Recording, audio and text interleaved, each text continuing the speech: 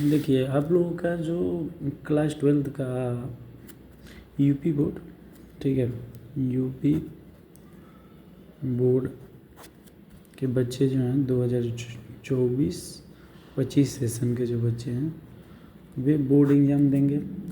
और board exam देंगे तो उसमें मैं जो है ऑर्गेनिक केमिस्ट्री पढ़ाऊँगा।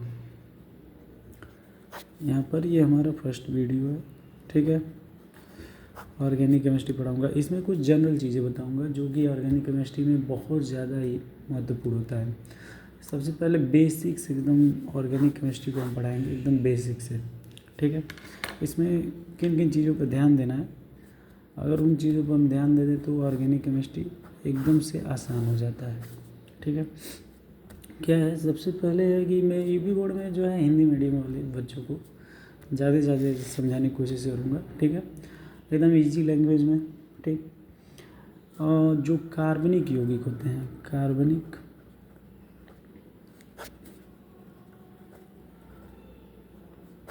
कार्बनिक यौगिक कहा जाए तो इसे कह सकते हैं हम, कार्बनिक यौगिक को हम कह सकते हैं जैसे कार्बन, ठीक है, कार्बन और हाइड्रोजन से बना यौगिक।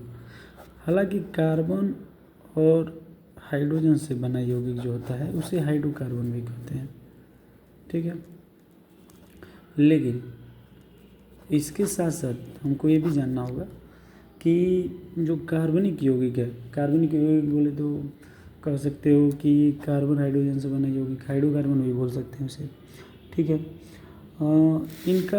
इनका वर्गीकरण किया गया। सबसे पहले इसका वर्गीकरण को हम जान लेंगे। कार्बनिक यौगिक का मतलब जैसे हमारा मान लीजिए CH4 है जो कि कार्बन और हाइड्रोजन से बना है, क्योंकि ये कार्बन हाइड्रोजन से बना तो हाइड्रोकार्बन कह लीजिए, लेकिन इसका नाम मेथेन होता है, ठीक है। लेकिन अब मान लो C2H6 है तो इसे हम बोलेंगे एथेन, ये भी कार्बन हाइड्रोजन से बना है। लेकिन यहीं पर अगर C डबल बॉन्ड हो और CH3 हो जाए और CH3 हो जाए, यहाँ पर दो एल्किल समूह जुड़ जाए तो यहाँ पर ये कीटोन हो जाता है, ठीक है। ये भी हमारा क्या है, कार्बनिक यौगिक है, ये भी हमारा, तो ये हाइड्रोकार्बन इसको हम नहीं बोल सकते हैं, इसको हम हाइड्रोकार्बन नहीं बोल सकते, इसे कार्बनिक यौगिक ही बोलेंगे, क्योंकि कार्बन और हाइड्रोजन के अलावा इसमें ऑक्सीजन भी आ गया है। वो ऑक्सीजन जब आ गया है तो हम जो हाइड्रोकार्बन की परिभाषा देते हैं उसमें हम यही बताते हैं कि कार्बन और हाइड्रोजन से बना यौगिक, ठीक है। अब इसके आगे जानेंगे हम कि कार्बनिक यौगिकों का वर्गीकरण कैसे किया गया। कार्बनिक यौगिक, देखिए कार्बनिक यौगिकों का जो वर्गीकरण किया गया ना, दो आधार पर किया गया है, दो वर्गों में मतलब इनको बांटा गया है मुख्य रूप से अगर देखा जाए तो। पहला है खुली श्रृंखला। खुली श्रृंखला, श्रृंखला मतलब चेन होता है, ठीक है, चेन मतलब जो साइकिल की चेन होती है उससे भी कह सकते हैं। और एक होता है बंद श्रृंखला।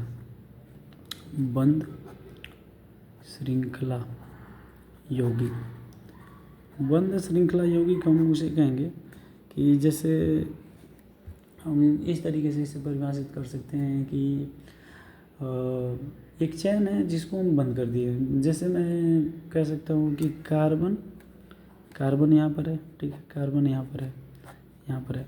अब इसको जैसे ही कार्बन कार्बन के बीच एक बंध हम ऐसे बनाए हैं कि एक क्लोज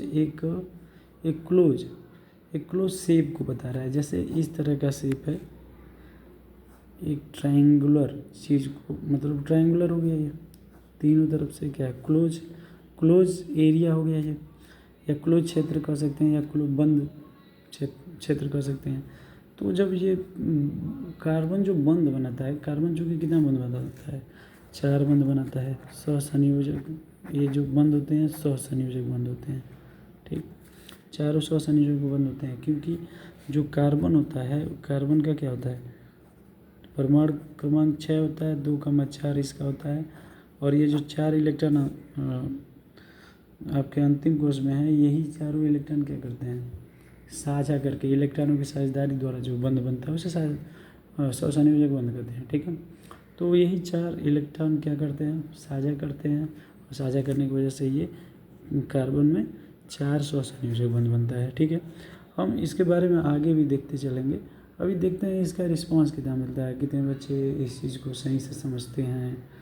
अगर अच्छा रिस्पांस मिलेगा तो हम इस वीडियो को आगे बढ़ाएंगे।